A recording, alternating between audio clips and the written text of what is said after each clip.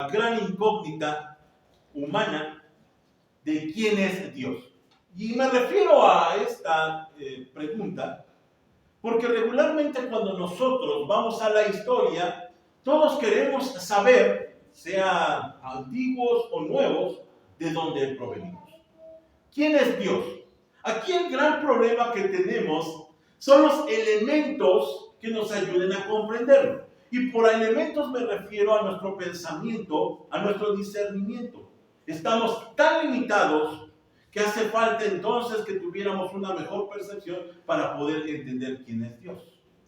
Así entonces han llegado algunos a la conclusión, al no entenderlo, que no existe Dios. Y esta es una gran tragedia. Apenas estaba yo viendo una de estas publicaciones de esta película que ahora está de moda, Mario Bros. Y estaba sugiriendo allí, Mario estaba mirando hacia el cielo y decía, le preguntaba a la princesa Peach, le pregunta a Peach, ¿tú crees que hay un diseñador? Y ella le contesta, no sé, nunca lo he visto. Y hay junto un honguito, también no sé cómo se llama, y les responde a los dos, pues si estamos en un juego, es obvio que hay un diseñador. Mire, hasta las mentes más torpes tendrían que llegar a la conclusión que efectivamente Dios es, no existe, Dios es. Y cuando vamos a comenzar a hablar acerca de estos temas, de los nombres de Dios, tenemos que encontrar entonces que Dios los utiliza para que nosotros lo podamos comprender. Atención, no para forma de definirse a él mismo, porque faltaría demasiada información para definir correctamente a Dios. Los utiliza para que nosotros los comprendamos.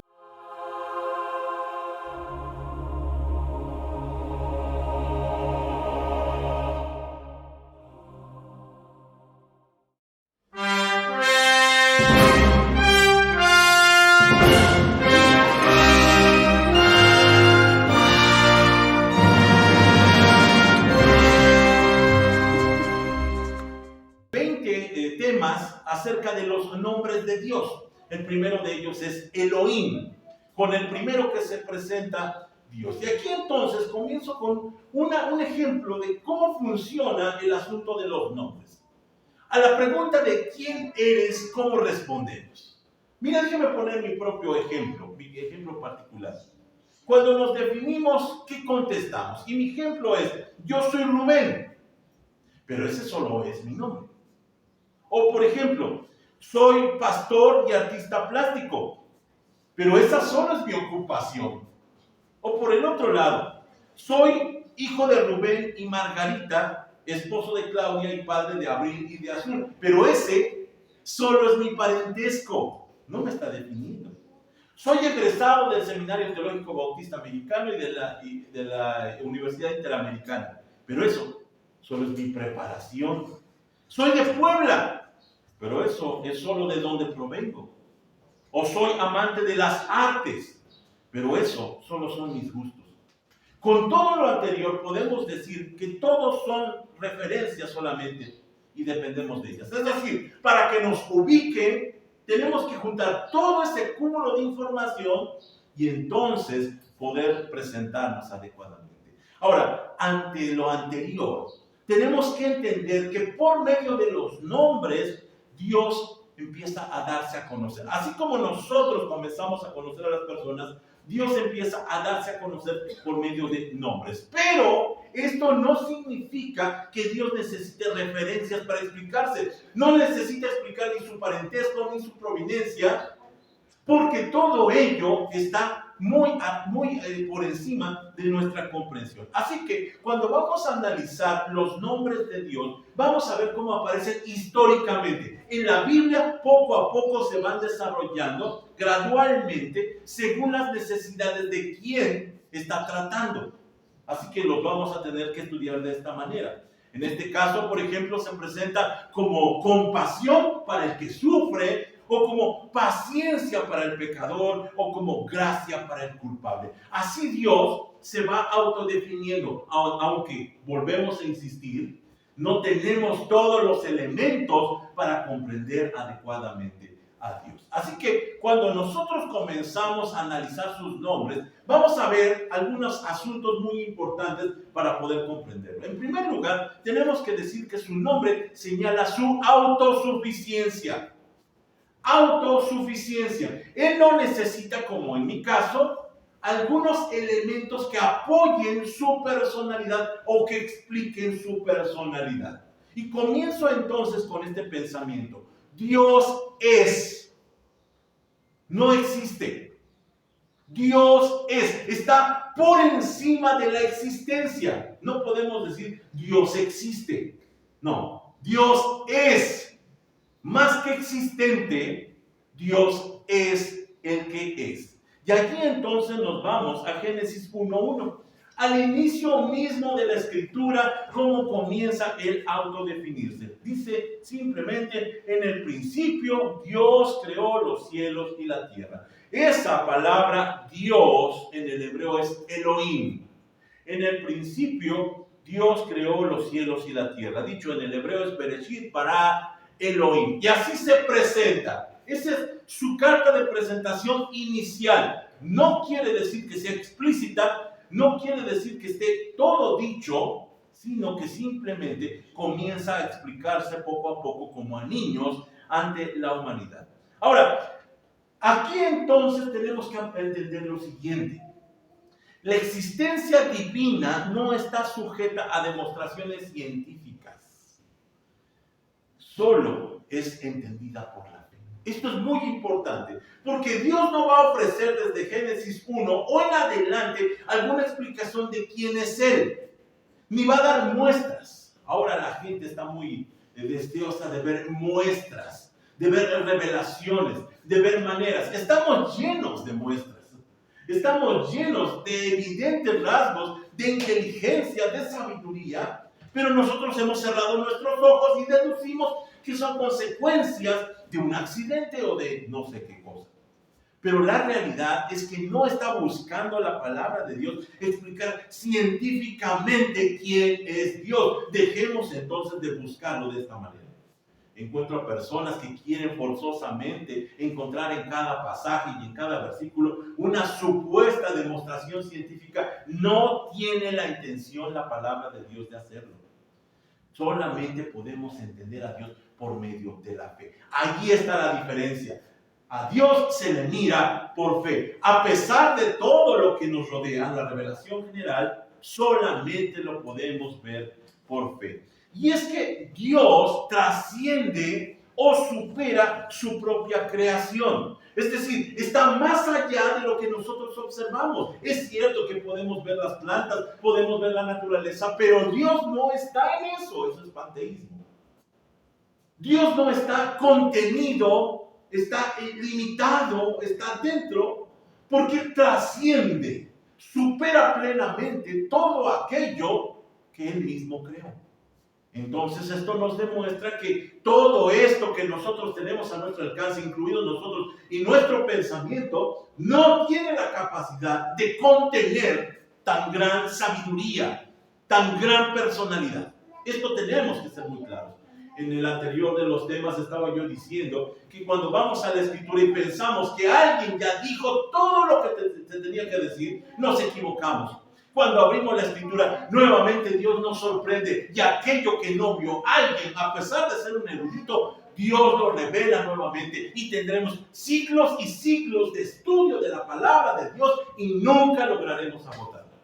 Es maravilloso el trabajo. Así que, lejos de ir hacia los comentarios, hacia las tradiciones, hacia las confesiones de fe, tenemos que ir directamente a la Escritura, porque Él se sigue revelando. Nadie lo puede contener. En esta semana estaba yo leyendo acerca de cuando Salomón está inaugurando el gran templo y dice, ¿cómo podría contenerte este templo si ni siquiera los cielos te pueden contener? Así que lo que nosotros vemos en su creación simplemente es una forma de autorrevelación. Dios nos da pistas, Dios nos deja observar algunas cosas. La Biblia no fue escrita para probar la existencia de Dios. sino para revelarlo por medio de sus actos. Y aquí es donde yo insisto en que más que una historia, la Biblia nos revela experiencias de personas como nosotros.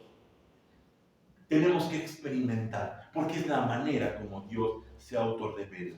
La revelación progresiva entonces la encontramos poco a poco desde el mismo principio de Génesis hasta llegar a Jesucristo. Y cuando vemos a Cristo, Él puede decir: quien me ha visto a mí, ha visto al Padre.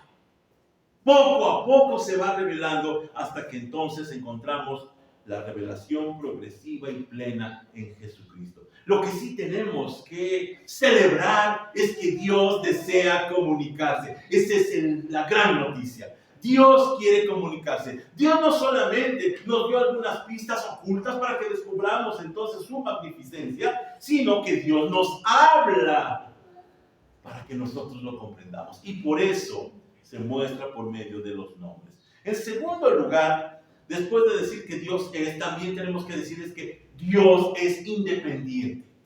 Es junto con lo anterior, Dios es independiente porque Dios existe por sí mismo. No depende de nadie. Mira este pasaje, ya lo leímos, Isaías 40, versículos 28 29. No encuentro un pasaje más sorprendente que Isaías 40, cuando dice: ¿acaso nunca han oído? ¿Nunca han entendido? El Señor es el Dios eterno, el creador de toda la tierra. Él nunca se debilita ni se cansa. Nadie puede medir la profundidad de su entendimiento. Él da poder a los indefensos y fortaleza a los débiles. Dios está más allá. Dios trasciende de una manera tan maravillosa que simplemente nosotros nos asombramos. Más adelante el Señor Jesús, hablando del mismo caso, del mismo tema, en Juan 5:26 repite estas palabras: el Padre tiene vida en sí mismo. Y añade: y le ha entregado a su Hijo ese mismo poder de dar vida. En semanas anteriores, cuando publicamos el tema Yahweh en la cruz, o Jehová en la cruz, como usted lo quiera decir, hubo alguien que increpó allí en los comentarios y dijo: no puede ser que el Padre eterno esté crucificado en la cruz. Y le mostré pasajes como este. El gran problema que se tiene es cuando los pasajes se refieren directamente a Dios, y lo vemos también allí comprobado que está crucificado en ese lugar. Dice el Señor Jesús: le entregó a su Hijo ese mismo poder de dar vida. Es decir, que cuando nosotros miramos a Dios, Dios no necesita de nada que lo explique, que lo acompañe, que lo pueda entonces ayudar a darse a entender. Génesis, sin duda alguna, afirma que todo procede y depende de Dios. Ese bendito libro, y por cierto que cuando nosotros los 11 primeros capítulos de Génesis los entendemos correctamente, podemos interpretar correctamente el resto de la Biblia. Esos primeros capítulos que encontramos en Génesis, sin duda alguna, nos hace voltear a ver que todo es de Dios, tal como lo dijo el apóstol Pablo a los Colosenses. O como lo dijo a los romanos: todo procede de Él y es para Él. Así que nosotros nos encontramos ante un personaje grandísimo, un personaje formidable, maravilloso, y nos lleva a reconocer que es el creador y que está fuera de nuestro limitado alcance para explicarlo. Esto tengo que repetirlo, porque a pesar de que vamos a entrar a estos temas de los nombres de Dios y entrar con el tema la teología sistemática, de la teología propia, vamos a tener que reconocer que nos van a faltar argumentos, nos van a faltar sin duda alguna muchas maneras de explicarnos, porque simplemente Él nos rebasa nuestro limitado alcance. Él no está limitado como nosotros. Dios está más allá de todo lo que nosotros podemos entender. Aquí es donde estas perfecciones nos dejan ver un poco, atisbar un poco lo que estamos tratando de entender. Por su infinitud, a Dios lo llamamos eterno. No puede ser contenido. Por su trascendencia del espacio lo llamamos omnipresente. Por su ilimitado conocimiento lo llamamos omnisciente. Y por su poder inmenso lo llamamos omnipotente. Mire cómo lo dijo En Hechos capítulo 17, versículos 24 y 25, el escritor: Él es el Dios que hizo el mundo y todo lo que hay en él, ya que Él es el Señor del cielo y la tierra, y no vive en templos hechos por hombres, y las manos humanas no pueden servirlo, porque Él no tiene ninguna necesidad. Él es quien da vida y aliento a todo y satisface cada necesidad. Así que cuando nosotros estamos mirando el cuadro de la representación de Dios, según Él se ha definido, aún así con todo lo que tenemos, no podemos comprender. Y yo soy de los que piensan que llegaremos a la misma eternidad y a la misma presencia de Dios y lo miraremos con los ojos que tengamos espirituales, y aún así generará una eternidad tratar de entenderlo. Lo miraremos y nos sorprenderemos, porque no estará ni siquiera en nuestra capacidad santificada de comprender a Dios. Simplemente trasciende. Él no necesita de nada. Con esto primero, entonces, nos acercamos ya con cierta audacia, pero también con cierto temor, con cierta precaución a mirar los nombres de Dios. Nos acercamos para tratar de entender el cuadro que nos va a presentar Él mismo según se va definiendo. Su nombre señala perfección. Y aquí vamos a entrar ya directamente a lo que significa Elohim. Y en primer lugar, voy a señalar su plural unicidad. Parece una contradicción esas dos palabras. Plural, muchos; unicidad, singular. Pero como estamos hablando de Dios, la única manera parece que de poder explicarlo es conjugando cosas que para nuestra mente no tienen sentido. Plural, unicidad. Es decir, es un ser único. No hay ninguna comparación, no hay ninguna manera de poder explicarlo de otra manera. La primera parte de esa palabra Elohim que encontramos en Génesis 1:1, Él significa Dios. Dios, y se usa genéricamente. Por genérico me refiero que se utiliza para referirse a Dios o a los ídolos. Atención con esto. Se puede referir a Dios o a los ídolos y por eso se le tiene que completar o asociar con adjetivos. El ejemplo que utilizo es Deuteronomio 5:9. Yo soy el Señor tu Dios. No solamente dice Dios, sino el Señor dice soy un Dios celoso. Utiliza este adjetivo extra para referirse al Dios verdadero, porque ese término, ese artículo, Él, esa palabra, significa dioses. Aquí el gran escándalo es cómo Dios utiliza algo tan común, tan banal, para tratar de autodefinirse.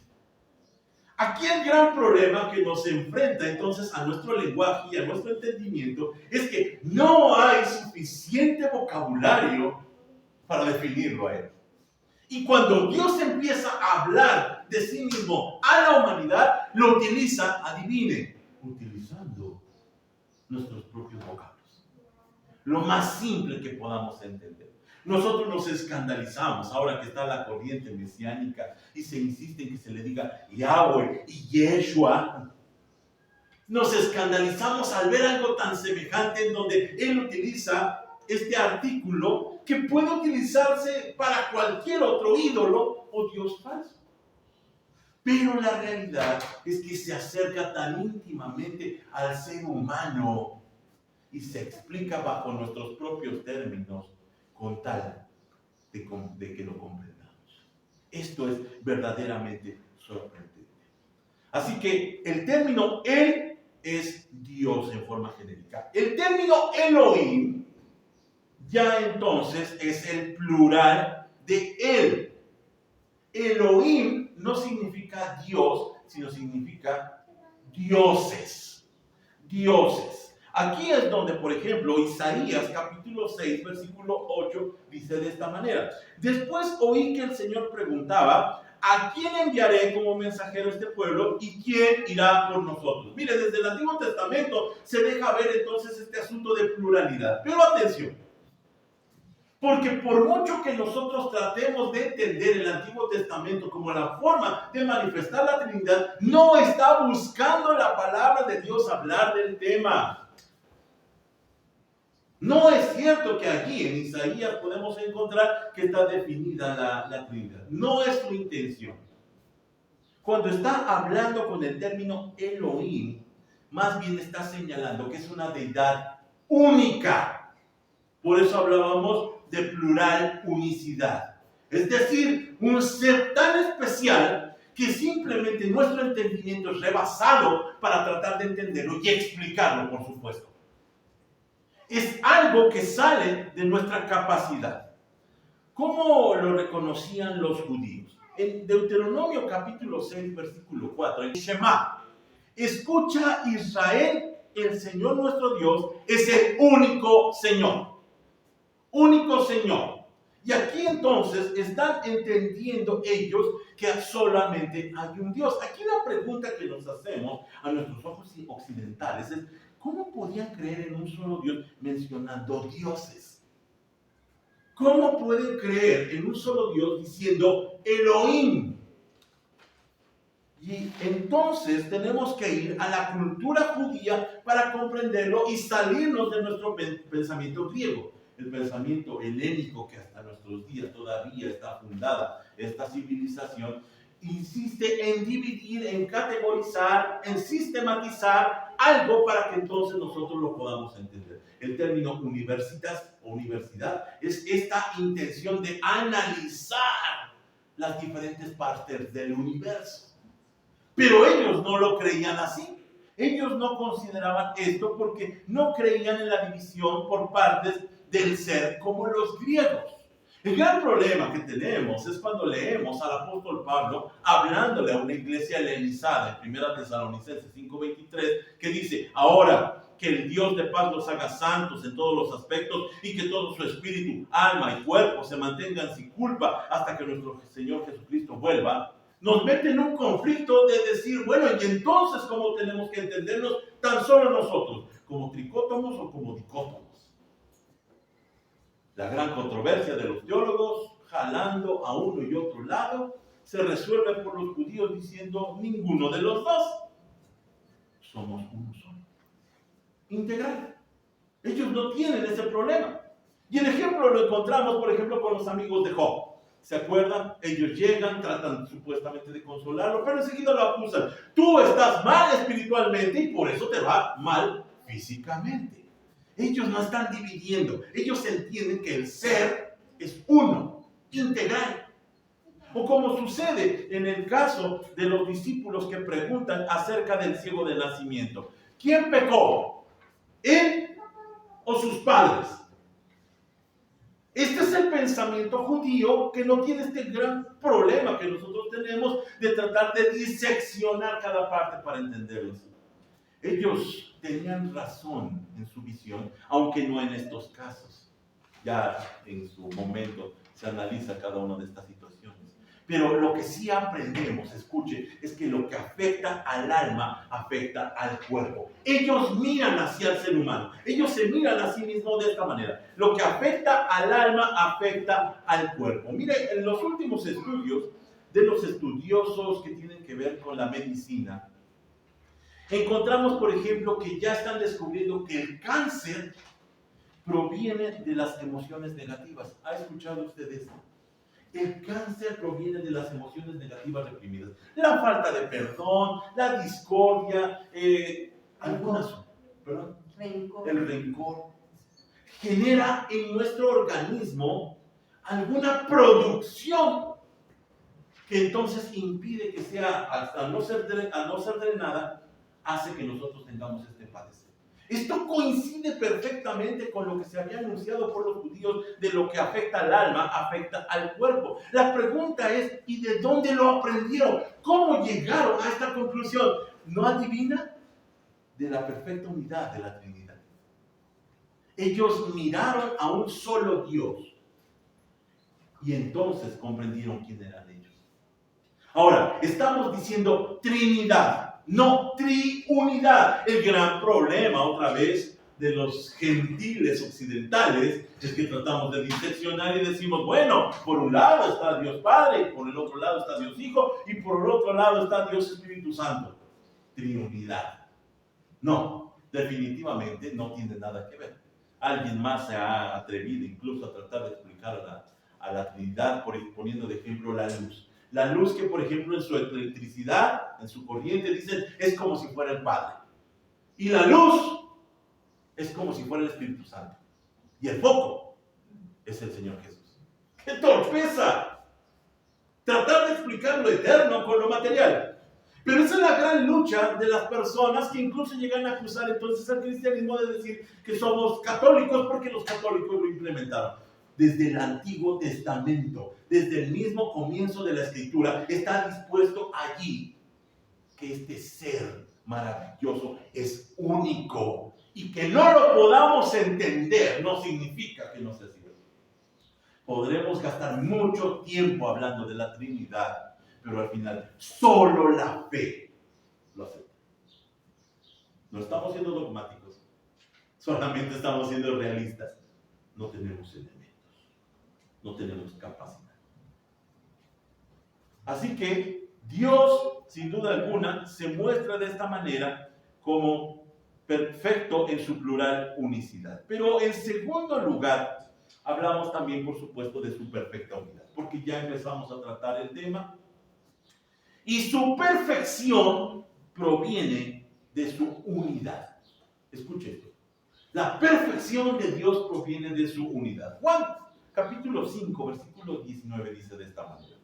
Entonces Jesús explicó, les digo la verdad, el Hijo no puede hacer nada por su propia cuenta, solo hace lo que ve el Padre, lo que ve que el Padre hace, todo lo que hace el Padre también lo hace el Hijo. Ahora, muchos se apresuran a decir inmediatamente sujeción, hablando de jerarquía. Claro, como Dios es el Padre, el Hijo no le queda más que sujetarse. No, no está diciendo el Señor eso. Está diciendo que Él no implementa una idea distinta, un plan distinto, sino que se sujeta porque está unido al Padre. Es muy distinto el pensamiento. El Señor Jesús entonces declara su perfecta unidad con el Padre y con el Espíritu Santo, tanto que entonces no inventa un camino adjunto por donde caminar.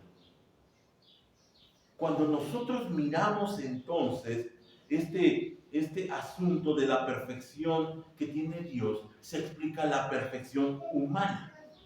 ¿Se acuerda cómo es definido el ser humano allí en el caso de Génesis? Que dice que nosotros tenemos imagen y semejanza. Y estamos buscando a ver si alguien tiene más parecido el pulmón o los brazos o la espalda que Dios. Cuando en realidad está hablando de la unidad tan perfecta que significa el ser humano, que es el reflejo de la unidad que existe en la deidad. Nosotros, esta máquina maravillosa de sentimientos, de fuerzas, de posibilidades, es un simple y leve reflejo de la perfección divina. Nosotros entonces confirmamos la perfecta unidad de Dios por medio de nuestra unidad. Déjeme entonces hacer algunos ejemplos. En Juan capítulo 17, versículos 20 al 23, el Señor Jesús en la oración por los suyos dice estas palabras que hoy tenemos que retomar. Dice en Juan 17, 20, no te pido solo por estos discípulos, sino también por todos los que creerán en mí por el mensaje de Dios. Te pido que todos sean uno, así como tú y yo somos uno, es decir, que tú estás en mí, Padre, y yo estoy en ti, y ellos estén en nosotros para que el mundo crea que tú me enviaste. Les he dado la gloria que tú me diste para que sean uno, como nosotros somos uno. Yo estoy en ellos y tú estás en mí, que gocen de una unidad tan perfecta que el mundo sepa que tú me enviaste y que los amas tanto como me amas a mí. Palabras del Señor Jesús en su deseo, su oración al Padre, diciendo que la humanidad será perfecta solamente cuando esté unida completamente al Padre, así como Jesús está unido completamente al Espíritu Santo y al Padre. Es la única manera de perfección. Cuando hablamos de humanidad perfecta, hablamos de unidad. El gran conflicto y la gran tristeza de lo que está viviendo hoy nuestra sociedad es la desunión. El mundo conflictuado ahora con diferentes pensamientos, con diferentes maneras de filosofía, ha entonces desunido a la humanidad. El único remedio es Jesucristo, para que seamos perfectos, para que estemos unidos, ya no solamente entre nosotros como especie, por definirlo de alguna manera, sino unidos perfectamente con el Padre, con Dios mismo, para que entonces retomemos lo que éramos de manera original. Ahora, déjenme retomar entonces el pensamiento que habíamos sembrado anteriormente. Los judíos dicen, lo que afecta al alma afecta al cuerpo. Déjenme hacer dos aplicaciones y demostrar lo siguiente. En Efesios capítulo 5, versículos 28 al 30, el apóstol Pablo está hablando del matrimonio. Está hablando de un tema no trivial, pero sí común del matrimonio. Y él entonces aplica este conocimiento de la unidad para demostrar algo en su carta. Dice, de la misma manera, el marido debe amar a su esposa como ama a su propio cuerpo. Pues un hombre que ama a su esposa, en realidad demuestra que se ama a sí mismo. Nadie odia su propio cuerpo, sino que lo alimenta y lo cuida tal como Cristo lo hace por la iglesia. Y nosotros somos miembros de su cuerpo. La mayoría de matrimonios se quejan por la esposa, por el esposo. Y andan hablando a espaldas de él, quejándose de la persona. Y en realidad lo que están haciendo es afectarse a sí mismo. Porque esa persona con la que convive, con la que come, con la que duerme, es parte de sí mismo. Y si lo afecta a él o la afecta a ella, se afecta a sí mismo. Así que entonces vemos que la división afecta, maldice, lastima, porque no fuimos creados de esta manera. Dios en perfecta unidad es el ejemplo de lo que debemos de ser. Sin divisiones. Ni siquiera para analizar nuestras posturas.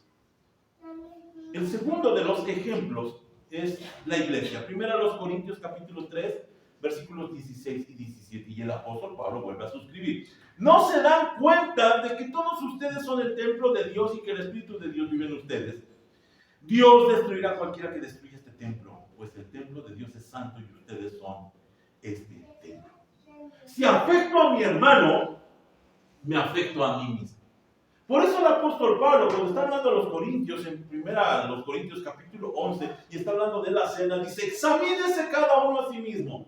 No sea que esté pecando contra el cuerpo de Cristo. Y muchos piensan, claro, tengo que analizar mi propia vida. No, tienes que analizar tus relaciones. Porque si estás pecando contra el cuerpo de Cristo, estás sacrificando el cuerpo que es de Cristo. Así que si afectamos a la iglesia, me afecto a mí mismo.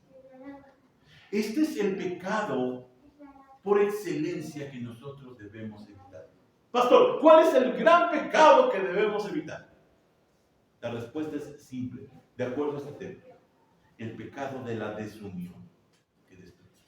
Por eso el apóstol Pablo, cuando está instruyendo a los Gálatas, dice en el capítulo 6, versículo 1, amados hermanos, si otro creyente está dominado por algún pecado, ustedes que son espirituales, deberían ayudarlo a volver al camino recto con ternura y humildad. Y añade, y tengan mucho cuidado de no caer ustedes mismos en la misma tentación. Restitúyanlo, ayúdenlo.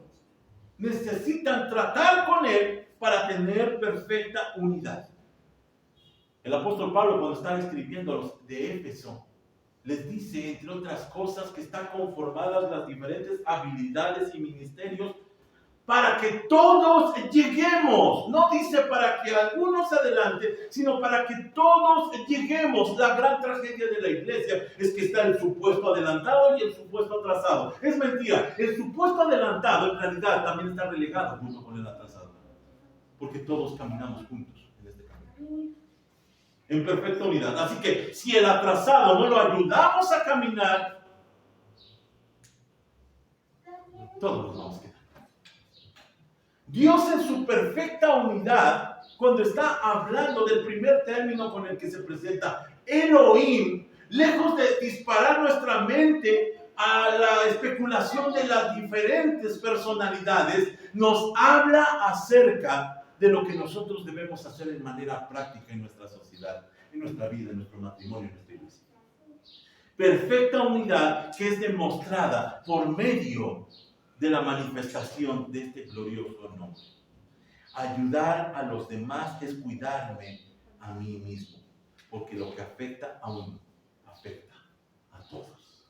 Atención cuando nosotros estamos teniendo estos descuidos. Déjenme concluir entonces con este pensamiento que me encantó la manera como lo presenta. No sé quién lo escribió, pero está basado en el Padre Nuestro. Y dice de esta manera, es como una crítica. Dice, no digas Padre si cada día no te portas como su hijo. No digas nuestro si vives aislado en tu egoísmo. No digas que estás en los cielos si solo piensas en cosas terrenas. No digas santificado sea tu nombre si no lo honras.